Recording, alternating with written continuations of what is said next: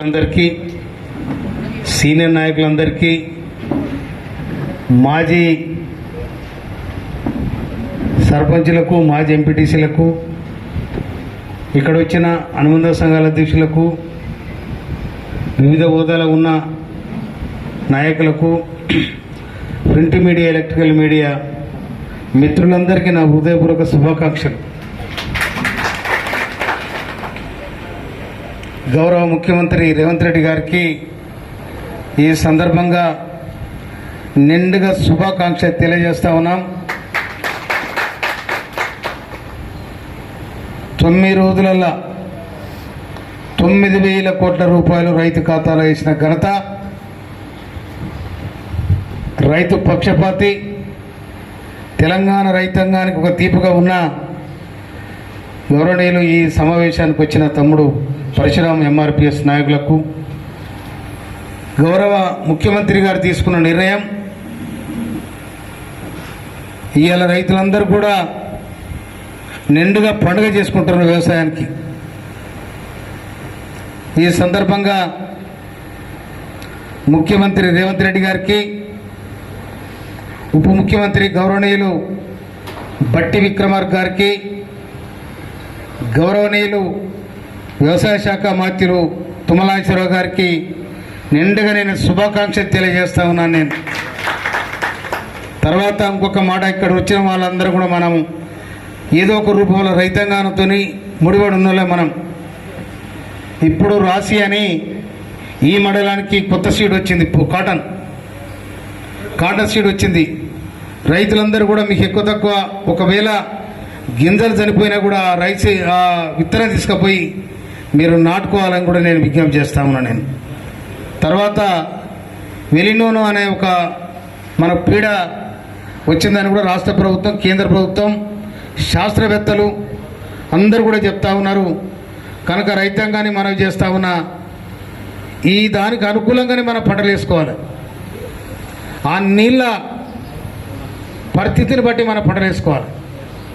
ఆశపడి ఎక్కువ వేసుకున్న తర్వాత మనము ఒక్కో సందర్భాలు నీళ్ళు దొరకకపోతే పుట్టలకు వచ్చినా కూడా ఎండిపోయిన సందర్భాలు మనం చూసినాం.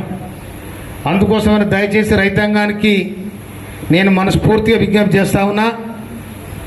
రాష్ట్ర ప్రభుత్వం ఇచ్చిన ఎకరానికి 6,000 రూపాయలు దాన్ని సద్వినియోగం చేసుకొని ఈ కాలంలో వర్షాభావాన్ని బట్టి శాస్త్రవేత్తలు లేకపోతే రాష్ట్ర ప్రభుత్వం నిన్ననే గౌరవనీయులు ఉత్తమ్ కుమార్ రెడ్డి గారు అధికారుల సమీక్ష పెట్టి ఎల్నినో కూడా చర్చ చేయడం జరిగింది. అది ఇలా పత్రికల్లో కూడా వచ్చింది. కనుక దయచేసి రైతులందరూ కూడా గమనించాలని నేను విజ్ఞప్తి చేస్తా ఉన్నాను. నేను అదేవిధంగా 1952 నుండి ఈనాటి వరకు దాదాపు 74 సంవత్సరాల ఆనాడు వాళ్ళకు మిగులు భూములు ఉన్నా కూడా 74లో సీలింగ్ చట్టం వచ్చిన సందర్భంగా ఎర్రబాడు దొరల దగ్గర 3,000 ఎకరాల భూమి సీలింగ్ ల్యాండ్ ఉన్నదని నేను అవతల కార్పొరేషన్ చైర్మన్గా ఉన్ననాడే నాకు వాళ్ళు ఫిర్యాదు చేయడం జరిగింది. నా అదృష్టం ప్రజల దీవెనతో ఇవాళ నేను ఎమ్మెల్యే అయిన తర్వాత అసెంబ్లీలో మద్దిరాల మండలం, నూతరకల్ మండలం 2,000 మంది రైతులు దాదాపు 3,000 ఎకరాల భూమి సీలింగ్ ల్యాండ్.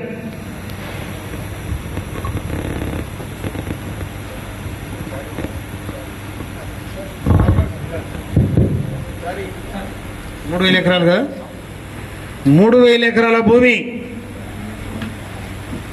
ఆ రైతుల ఆధీనంలో ఉన్నది.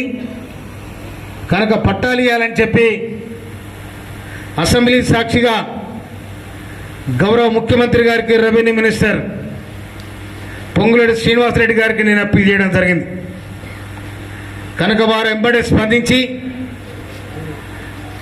కలెక్టర్కు ఆదేశాలు ఇచ్చి, పోయిన కలెక్టర్ వెంకటరావు గారు ఉన్నప్పుడే అది ప్రక్రియ మొదలైంది. ఇప్పుడు తొలి దశకు రావడం జరిగింది. పూర్తయ్యే కార్యక్రమం కూడా మన కళ్ళ ముందు ఉన్నది. అందుకోసమైన దాదాపుగా 3,000 మంది రైతులు 2,000 మంది రైతులు వాళ్ళకు భూమి ఉన్నా కూడా హక్కు లేదు దాని మీద, ఏ లోనుకు అర్హత లేదు, ఏ లోనుకు అర్హత లేదు. వాళ్ళు ఎవరన్నా ఏం చేయాలని కూడా భూమి మీద హక్కు లేదు. అందుకోసమనే హక్కుపత్రం ద్వారా అంటే పట్టాలు ఇప్పిస్తే వాళ్ళందరూ కూడా రైతాంగం చాలా సంతోషపడతారు. ఒకనాడు నేను అడవిలో ఉన్న మా ఒక యువకుడు, మాకు ఎవరు అని పేరు రాగా